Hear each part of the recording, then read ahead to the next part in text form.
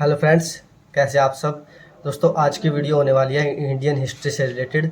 इसमें हम Indian ancient history से के सारे क्वेश्चन हम करने वाले हैं और ये क्वेश्चन आपको एसएससी, सीजीएल और सीएचएसएल, एमटीएस और हरियाणा सीईटी, डीएसएसबी सब जगह आपको ये काम आएंगे। तो आप बहुत ही ध्यान से इनको नोट करना और इनकी किसी भी एग्ज़ाम में जाने से पहले आप इनकी प्रैक्टिस, एक क्विक रिवीजन जरूर ले लेना, जिससे कि आपको ये सारे क्वेश्चन एक बार रिपीटेडली याद हो जाएं और आपको क्वेश्चन में एग्ज़ाम करते वक्त कुछ भी दिक्कत ना हो।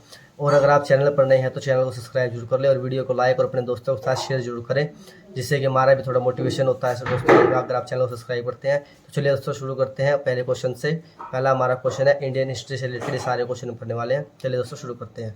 दोस्तों, क्वेश्चन नंबर 53 से हम शुरू कर रहे हैं। तो इंडियन हिस्ट्री का ये क्वेश्चन 53 है। भगवान महावीर की शिक्षाओं के संकलन को क्या कहा जाता है? तो इसमें भगवान महावीर की शिक्षाओं के संकलन को क्या कहा जाता है? इसका जो है आंसर है हमारा आगम सूत्र।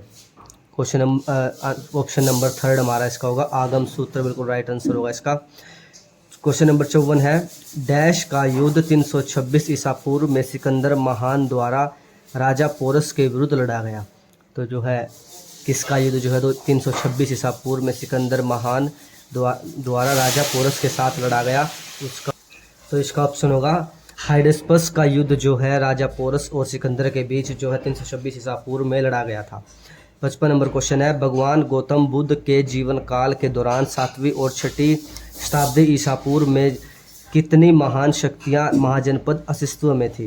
तो इसका बहुत ही आसान क्वेश्चन है, बहुत ही ज़्यादा बार क्वेश्चन में पूछा गया है, इसमें दिया भी गया है। एसएससी, सीजीएल, टियर 1, सीबीई परीक्षा 4/6/2019 को ये क्वेश्चन आया हुआ है। तो इसका आंसर 16 महाजनपद जो है। इसकी अगर ट्रिक आप चाहते हैं तो हमें कमेंट बॉक्स में बताएं। हमें इसकी एक बहुत ही शानदार शॉर्ट ट्रिक हमारे पास है, हम आपके वीडियो के द्वारा उसके बता सकते हैं, जिससे कि आप 16 महाजनपदों को कुछ ही सेकंड्स में याद कर लेंगे बहुत ही आसानी से। अगला क्वेश्चन है। निम्नलिखित में से कौन सा राजशाही राज्यों में से एक नहीं है जो कि 7वीं और 6वीं सदी के शुरू में ईसा पूर्व भारत में मौजूद है? तो इसका ऑप्शन हमारा वैशाली। वैशाली जो है राजशाही राज्यों में से एक नहीं है जो कि 7वीं और 6वीं सदी के शुरू में ईसा पूर्व में भारत में मौजूद थी। इसका ऑप्शन हमारा वैशाली, बिल्कुल राइट ऑप्शन है। क्वेश्चन नंबर 57 है। सांख्य दर्शन संप्रदाय की स्थापना डैश द्वारा की गई? तो सांख्य दर्शन किसके द्वारा? जो है कपिल मुनि द्वारा जो है सांख्य दर्शन की जो है स्थापना की गई थी। क्वेश्चन नंबर 58 है। प्राचीन भारत में कितने शक्तिशाली महाजनपद मौजूद थे? फिर से रिपीटेड क्वेश्चन हुआ है, तो इसका जी है मल्टीटास्किंग स्टाफ में आएगा। ये इसमें 16 महाजनपद थे प्राचीन भारत में। क्वेश्चन नंबर 59 है। निम्नलिखित में से कौन सा साइट गौतम बुद्ध के जन्म से जुड़ी हुई है? तो कौन सी साइट जो गौतम बुद्ध का जन्म कहाँ हुआ था? वो है सारनाथ, कुशीनगर, लुम्बिनी और बोधगया। तो इसका जो है नेपाल के लुम्बिनी नामक स्थान पर जो है भगवान गौतम बुद्ध का जन्म हुआ था। अगला है। धार्मिक ग्रंथ त्रिपिटक किस धर्म से संबंधित है? तो धार्मिक ग्रंथ जो है इसमें ऑप्शन है यहूदी, इस्लाम, बौद्ध और जैन। तो जो है त्रिपिटक ग्रंथ जो है हमारा बौद्ध धर्म से संबंधित है। अगला क्वेश्चन है। हर्यक वंश का शासक अज्ञातशत्रु किस का पुत्र था? तो जो है इसमें अज्ञातशत्रु के पुत्र का क्या नाम है? इसमें बिंबिसार, उदयन, अनिरुद्ध और नागदशक जो ऑप्शंस में दिए गए हैं। और एसएससी, सीजीएल, टियर 1, सीबीई परीक्षा में पूछा गया 2020 में। तो इसका जो बिंबिसार जो दोस्तों इसका राइट आंसर है, जो है अज्ञातशत्रु का पुत्र था जो कि हर्यक वंश से संबंध रखता था। इसका जो है दोस्तों राइट आंसर होगा। अगला क्वेश्चन है। निम्नलिखित में से कौन नंद वंश का अंतिम शासक था? तो जो नंद वंश का इसमें अंतिम शासक पूछा गया है। इसमें गोवी पाशक, केवर्त, धनानंद और पांडु का जो ऑप्शंस में दिए गए हैं। तो इसका जो राइट आंसर जो धनानंद जो है इसका राइट आंसर होगा, जो कि नंद वंश का अंतिम शासक था जो है धनानंद। अगला क्वेश्चन है। हर्यक वंश से संबंध के पहले शासक डैश थे? तो हर्यक वंश से मगध के पहले शासक कौन थे? उसमें अशोक, परिसंजीत, बिंबिसार और अज्ञातशत्रु। तो इसमें बिंबिसार जो दोस्तों बिल्कुल राइट आंसर होगा हमारा, जो कि हर्यक वंश से मगध के पहले शासक थे। अगला क्वेश्चन है। डैश 34 शताब्दी ईसा पूर्व मगध की राजधानी थी? तो 34 शताब्दी ईसा पूर्व मगध की राजधानी थी। इसमें ऑप्शंस राजगृह, पाटलिपुत्र, वाराणसी और मथुरा ऑप्शंस में दिए गए। सीजीएल में क्वेश्चन पूछा गया 2020 में। तो इसका राजगृह जो है दोस्तों राइट आंसर होगा, जो कि 34 शताब्दी ईसा पूर्व में मगध की राजधानी थी, वह राजगृह। अगला 65वां क्वेश्चन है। चौथी शताब्दी ईसा पूर्व में मगध की राजधानी को डैश स्थानांतरित कर दिया गया था। जो है कौन सी स्थान को जो है मगध की राजधानी से स्थानांतरित किया, उसमें मथुरा, वाराणसी, पानीपत और पाटलिपुत्र ऑप्शन में दिए गए हैं। ये भी 2020 CGL Tier 1 में पूछा गया दोस्तों क्वेश्चन है। तो इसमें जो है पाटलिपुत्र इसका राइट आंसर होगा, जो कि चौथी शताब्दी ईसा पूर्व में मगध की राजधानी को पाटलिपुत्र स्थानांतरित कर दिया गया था। अगला क्वेश्चन है पार्ट 3 पे हम आ चुके हैं और उसका पहला क्वेश्चन हम कर रहे हैं। तो इसमें है चंद्रगुप्त मौर्य के दरबार में भेजा गया यूनानी राजदूत था। तो जो है इसमें कौटिल्य, सेल्यूकस, निकेटस, मैक्थनीज और जस्टिन जो है ऑप्शंस दिए गए हैं। और ये SSC संयुक्त स्नातक स्तरीय Tier 1 में पूछा गया है। तो इसमें जो मेगस्थनीज जो इसका राइट आंसर होगा, जो कि इंडिका पुस्तक जो मेगस्थनीज द्वारा लिखी गई थी, इसका बिल्कुल राइट आंसर होगा, जो कि चंद्रगुप्त मौर्य के दरबार में भेजा गया यूनानी राजदूत था मेगस्थनीज। अगला क्वेश्चन है अर्थशास्त्र की रचना किसने की। तो इसमें धनानंद, कौटिल्य, बिंबिसार और पुष्यमित्र शुंग जो आंसर दिया गया। तो ये है जो SSC CPO SI intelligence officer परीक्षा में पूछा जा चुका क्वेश्चन है। तो इसमें जो अर्थशास्त्र की जो रचना है दोस्तों, वो है कौटिल्य द्वारा की गई थी। अर्थशास्त्र की रचना बहुत ही महान अर्थशास्त्री रहे हैं कौटिल्य। थर्ड क्वेश्चन है सेल्यूकस निकेटर पराजित किया गया। इसमें ऑप्शन है अशोक द्वारा, चंद्रगुप्त मौर्य द्वारा, बिंदुसार द्वारा और बृहद्रथ द्वारा। तो इसमें जो है दोस्तों इसका राइट आंसर हमारा होगा चंद्रगुप्त मौर्य द्वारा सेल्यूकस निकेटर को पराजित किया गया था। फोर्थ क्वेश्चन है तक्षशिला विश्वविद्यालय किन दो नदियों के बीच स्थित था। तो जो है तक्षशिला विश्वविद्यालय पूछा गया किन दो नदियों के बीच जो स्थित था, उसमें सिंधु झेलम, झेलम रावी, व्यास सिंधु, सतलुज तथा सिंधु जो ऑप्शंस में दिए गए CGL में पूछा गया 2017 का क्वेश्चन है। तो इसमें जो सिंधु तथा झेलम इसका दोस्तों बिल्कुल राइट आंसर होगा। सिंधु और झेलम नदी के बीच में जो है तक्षशिला विश्वविद्यालय स्थित था। अगला क्वेश्चन है यूनानियों को भारत से बाहर किसने निकाला था। तो इसमें चंद्रगुप्त मौर्य, चंद्रगुप्त विक्रमादित्य, अशोक, बिंदुसार ऑप्शंस दिए गए हैं। स्टेनोग्राफर ग्रेड C और ग्रेड D में ये क्वेश्चन पूछा जा चुका है। तो जो चंद्रगुप्त मौर्य ने जो यूनानियों को भारत से बाहर निकाला था। अगला छठा क्वेश्चन है कलिंग युद्ध किस वर्ष हुआ। कलिंग युद्ध जो अशोक और उसके बीच हुआ था, जिसमें कि अशोक की विजय हुई थी और उसने अपना इसके बताया जाता है कि उससे इतनी मौतें हुई थी जिससे कि इसने अपना धर्म परिवर्तन कर लिया था। तो जो है इसमें 261 BC, 263 BC, 232 BC और 240 BC ऑप्शंस में दिए गए हैं। तो जो कलिंग का युद्ध जो है दोस्तों 261 BC में हुआ था। अगला क्वेश्चन है प्राचीन भारत का प्रसिद्ध शासक कौन था जिसने अपने जीवन के अंतिम दिनों में जैन धर्म अपना लिया था। तो इसमें जो दोस्तों समुद्रगुप्त, बिंदुसार, चंद्रगुप्त, अशोक जो ऑप्शंस में दिया गया। तो जो है चंद्रगुप्त वह प्राचीन भारत का प्रसिद्ध शासक था जिसने अपने जीवन के अंतिम दिनों में जैन धर्म अपना लिया था, वह चंद्रगुप्त। आठवां क्वेश्चन है शिलालेखों में किस राजा को देवानाम्पिया प्रियदर्शी देवताओं का प्रिय कहा गया है। इसमें अशोक, हर्ष, बिंदुसार और चंद्रगुप्त मौर्य जो आंसर्स में दिए गए हैं। SSC स्नातक स्तर Tier 1 परीक्षा 2012 में प्रश्न पूछा जा चुका है। तो इसमें जो हमारा जो है दोस्तों अशोक जो बिल्कुल राइट आंसर होगा, जो कि जो है देवानी प्रियदर्शी जो है जिसको कहा जाता है देवताओं का प्रिय, वो है अशोक को कहा गया है।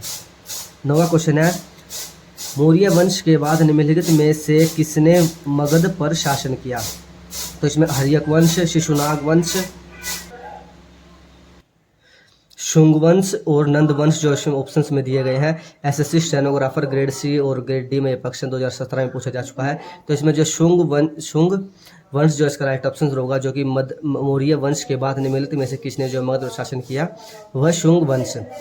अगला क्वेश्चन है चरक किसके दरबार में प्रसिद्ध चिकित्सक था। तो जो है चरक जो बहुत प्रसिद्ध चिकित्सक थे, जो उसमें पूछा गया किसके दरबार में थे, उसमें ऑप्शन है हर्ष, चंद्रगुप्त मौर्य, अशोक और कनिष्क जो है ऑप्शन में दिया। देखिए कितना इंपॉर्टेंट क्वेश्चन है दोस्तों, कितनी बार एग्जाम में पूछा जा चुका है। SSC assistant income tax central excise, SSC संयुक्त मैट्रिक स्तरीय प्रारंभिक परीक्षा, SSC data entry operator, SSC CGL Tier 1। कितनी बार ये क्वेश्चन, कितना इंपॉर्टेंट क्वेश्चन। तो इसमें जो है इसका कनिष्क जो है राइट आंसर होगा, जो कि कनिष्क के दरबार में चरक जो है चिकित्सक थे। अगला क्वेश्चन है 11वां निम्नलिखित में से पहली बार किसने बिहार के बोधगया में महाबोधि मंदिर का निर्माण करवाया था। चंद्रगुप्त मौर्य, अशोक, कनिष्क और हर्षवर्धन इसमें ऑप्शंस में दिए गए हैं। 2017 SSC stenographer grade C D में क्वेश्चन पूछा जा चुका है। तो इसमें जो बिल्कुल राइट आंसर अशोक होगा जो दोस्तों, जो कि पहली बार बिहार के बोधगया में महाबोधि मंदिर का निर्माण करवाया था, वह अशोक के द्वारा हुआ था। 12वां क्वेश्चन है, निम्नलिखित में से किसने सांची के स्तूप का निर्माण करवाया था? इसमें अशोक, गौतम बुद्ध, पल्लव और चोल जो ऑप्शंस में दिए गए हैं। बहुत ही ज़्यादा बार क्वेश्चन पूछा जा चुका है। तो इसमें जो अशोक जो दोस्तों राइट आंसर होगा, जिसने सांची के स्तूप का निर्माण करवाया था वो है अशोक। सांची के स्तूप का निर्माण करने वाले कौन था? अशोक था दोस्तों। अगला क्वेश्चन चलते हैं दोस्तों, एक पेज में फोल्ड कर लेता हूँ। अगला क्वेश्चन है दोस्तों, अशोक किस राजवंश के राजा थे? तो इसमें जो है प्रदोत, हर्यक, मौर्य और नंद वंश इसमें ऑप्शंस दिए गए हैं। तो CHSL में पूछा जा चुका है। तो इसमें जो मौर्य वंश से जो है राजवंश से ये संबंध रखते थे अशोक। अगला 40वां क्वेश्चन है, धम्म की शिक्षा देने के लिए अशोक ने किन पदाधिकारियों की नियुक्ति की थी? जो धम्म की शिक्षा देने के लिए अशोक ने किन पदाधिकारियों की नियुक्ति की थी? उसमें धम्म गुरु, धम्म योगी, धम्म आचार्य, धम्म महामात्र। तो इसमें जो है धम्म महामात्र जो है दोस्तों राइट आंसर होगा। जिससे धम्म की शिक्षा देने के लिए अशोक ने इनकी पदाधिकारियों की नियुक्ति की थी, वह है धम्म महामात्र। 41वां है, संगम युग का तोलिकाप्लियम डैश साहित्य का सबसे बड़ा कार्य है? तमिल, संस्कृत, तेलुगु, कन्नड़ इसमें ऑप्शंस दिए गए हैं। SSC scientific assistant CS exam 2017 में सेकंड सीटिंग में पूछा गया है। तो इसमें जो तमिल दोस्तों जो है राइट आंसर होगा। संगम युग का तोलिकप्लियम साहित्य सबसे बड़ा कार्य है। अगला क्वेश्चन है, भारत सरकार के प्रतीक व निम्नलिखित में से कौन मौर्य वंश से अपनाया नहीं गया है? मतलब भारत सरकार के प्रतीक में निम्नलिखित में से कौन मौर्य वंश से अपनाया गया है? उसमें है सत्यमेव जयते, सांड, घोड़ा, चार शेर। तो जो है इसमें सत्यमेव जयते जो है दोस्तों भारत सरकार के द्वारा प्रतीक के रूप में मौर्य वंश से अपनाया गया है, वो है सत्यमेव जयते। इससे नहीं अपनाया गया वो पूछा गया दोस्तों, ये इसमें आएगा हमारा राइट ऑप्शन सत्यमेव जयते। अगला क्वेश्चन है, नंद वंश का संस्थापक कौन था? धनानंद, महेंद्र, महापद्म नंद और गजानंद। तो इसमें जो है दोस्तों महापद्म नंद जो है नंद वंश के संस्थापक थे। एसएससी JEE सिविल एग्जाम में फर्स्ट सिटिंग में 2018 में क्वेश्चन पूछा जा चुका है। सो ये सारे दोस्तों क्वेश्चन वो हैं जो किसी न किसी एग्जाम या बार बार रिपीटेड एग्जाम में पूछे गए हैं। तो आप भी इन क्वेश्चनों को एक बार नोट करके और किसी भी एग्जाम में जाने से पहले इनको एक क्विक रिवीजन जरूर ले लें, जिससे कि आपको हिस्ट्री से रिलेटेड क्वेश्चन में कोई भी दिक्कत नहीं होगी। अगला क्वेश्चन है, यूनानी राजदूत मेगास्थनीज ने इनमें से किस शासक के दरबार में थे? तो ये क्वेश्चन पहले भी आ चुका है दोस्तों, फिर से क्वेश्चन आया हुआ है। अब ये एसएससी JEE सिविल 2018 में आ चुका है। तो इसमें जो चंद्रगुप्त के दरबार में जो है मेगास्थनीज यूनानी राजदूत था। अगला क्वेश्चन है, निम्नलिखित शासकों में से किसके लिए एका ब्राह्मण प्रयुक्त हुआ? तो इसमें खारवेल, सुषमर्ण, पुष्यमित्र शुंग और गौतमी पुत्र शातकर्णी। तो इसमें जो है गौतमी पुत्र शातकर्णी जो राइट ऑप्शन होगा दोस्तों, जो कि निम्नलिखित शासकों में से किसके लिए एका ब्राह्मण प्रयुक्त हुआ है। 46वां क्वेश्चन है, ग्रीक यूनानी लेखकों द्वारा अग्रमीज या जेंडरमीज किसे कहा गया है? इसमें अज्ञातशत्रु, कालाशोक और महापद्मनंद, धनानंद इस ऑप्शंस दिए गए हैं। तो इसमें जो राइट ऑप्शन धनानंद दोस्तों राइट आंसर होगा। ग्रीक यूनानी लेखकों द्वारा अग्रमीज कहा गया है वो है धनानंद। अगला क्वेश्चन है, निम्नलिखित में से किसकी जानकारी अशोक के शिलालेखों से मिलती है? जीवन वृत्त, आंतरिक नीति, विदेशी नीति, सभी विकल्प सही हैं। तो जो इसका दोस्तों फोर्थ आंसर जो राइट होगा, सभी विकल्प इसमें जो सही हैं, जो कि अशोक के शिलालेखों से मिलती है। वो उसमें जीवन वृत्त, विदेश नीति और आंतरिक नीति सभी जो शामिल है इसमें। अगला क्वेश्चन है, निम्नलिखित में से किसने सांची के स्तूप का निर्माण करवाया था? दोस्तों ये क्वेश्चन पहले भी हमारा पीछे भी आ चुका, आपने देखा होगा, आपको याद भी होगा। इसका निर्माण जो अशोक ने करवाया था। ऑप्शंस में अशोक, गौतम बुद्ध, चोल और पल्लव दिए गए हैं। तो इसमें जो अशोक हमारा बिल्कुल राइट आंसर होगा। अशोक के द्वारा जो सांची के स्तूप का निर्माण करवाया गया है। 49वां क्वेश्चन है, कुषाण साम्राज्य के संस्थापक कौन थे? कनिष्क, वीमा, कडफिसेस, कुजुल, कडफिसेस और वंशिक ऑप्शंस में दिए गए हैं। तो इसमें जो है कुजुल फडफिसेस जो है इसका राइट आंसर होगा दोस्तों, जो जिसने कुषाण साम्राज्य के संस्थापक थे, कुजुल कडफिसेस। 50वां क्वेश्चन है, सारनाथ स्तंभ के ऊपर लिखे हुए शेर जिन्हें हम अपने नोटों पर देखते हैं वास्तविक में किस पदार्थ का नक्काशित है? कांच, पत्थर, लोहा और तांबा।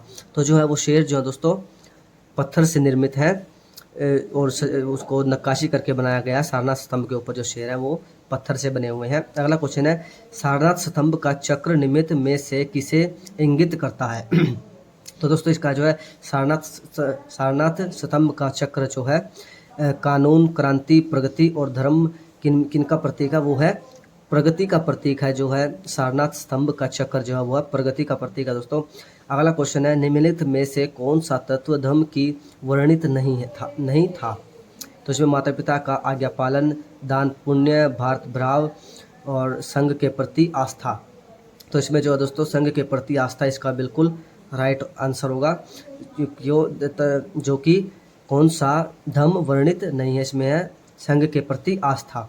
53 क्वेश्चन है, धमेक स्तूप निम्नलिखित में से किस स्थान पर स्थित है? बोधगया, सारनाथ, सांची और कौशाम्बी। तो इसमें सारनाथ जो है बिल्कुल राइट आंसर होगा दोस्तों, जहाँ पर धमेक स्तूप निम्नलिखित में से सारनाथ में स्थित है।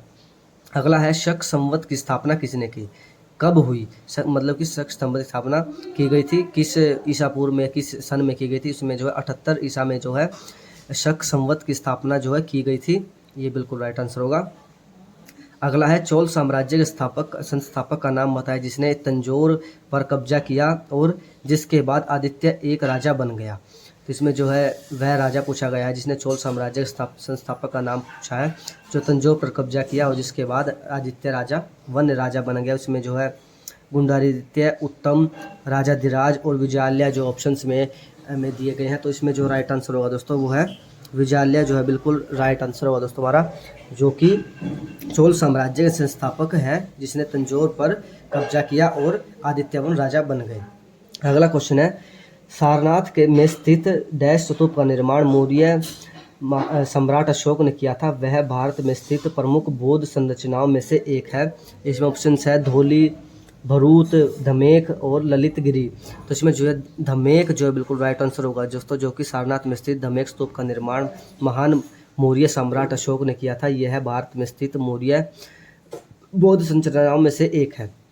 अगला है, भारत में चट्टानों को काटकर बनाई गई स्वयं पुराने बची हुई बराबर गुफाएं निम्नलिखित में से किस काल की हैं? चोल वंश, गुप्त साम्राज्य, मौर्य साम्राज्य और चेरा वंश। इसमें जो ये क्वेश्चन दोस्तों SSC CHSL Tier 1 में पूछा जा चुका है, तो इसमें राइट आंसर होगा मौर्य साम्राज्य में जो है भारत में चट्टानें काटकर बनाई गई थी स्वयं पुराने बची हुई बराबर गुफाएं जो है मौर्य साम्राज्य से की काल की हैं।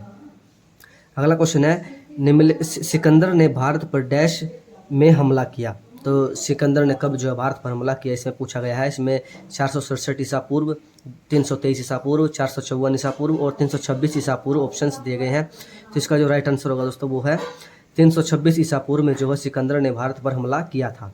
अगला क्वेश्चन है, तमिल महाकाव्य शिल्पदिकारम का लेखन किसने किया था? जो है एक तमिल महाकाव्य है, वो वेरी इंपॉर्टेंट क्वेश्चन दोस्तों, इसको नोट जरूर कर लें आप। शिल्पदिकारम लेखन किसने किया था? इसमें जो है सतनार, इंग्लो आदिगल, तिरुवल्लूर और अवैयर इसमें ऑप्शंस दिए गए हैं। तो जो इंग्लो आदिगल जिसने जो है शिल्पदिकारम जो है लेखन किया था। अगला क्वेश्चन है, निम्नलिखित में से किसे देवानाम प्रिय के नाम से जाना जाता है? जो देवानाम प्रिय जो मतलब देवताओं के प्रिय किसे जाना जाता है? इस पहले भी एक क्वेश्चन आ चुका है दोस्तों, आपको ध्यान होगा। कनिष्क, अमोघवर्ष, अशोक और खारवेल। तो इसमें जो है अशोक को जो है देवताओं का प्रिय जो है माना गया था। इसका देवनाम प्रिय जो है इसका मीनिंग है देवताओं का प्रिय, अशोक को माना गया है। अगला क्वेश्चन है, प्राचीन भारत में गांधार कला किस साम्राज्य के समय विकसित हुई? कुषाण, गुप्त, मौर्य और चोल। तो इसका जो राइट आंसर जो है दोस्तों वो है कुषाण के समय जो है गांधार कला का साम्राज्य जो है गांधार कला कुषाण साम्राज्य के समय विकसित हुई है दोस्तों। इसका जो बिल्कुल राइट आंसर होगा।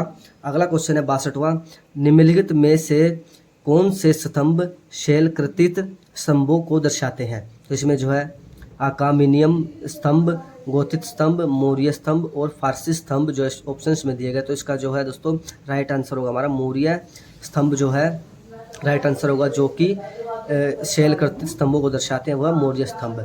और यहाँ तक दोस्तों हम क्वेश्चन आज करने वाले हैं 63 नंबर तक। अगले क्वेश्चन हम करेंगे अगली क्लास में।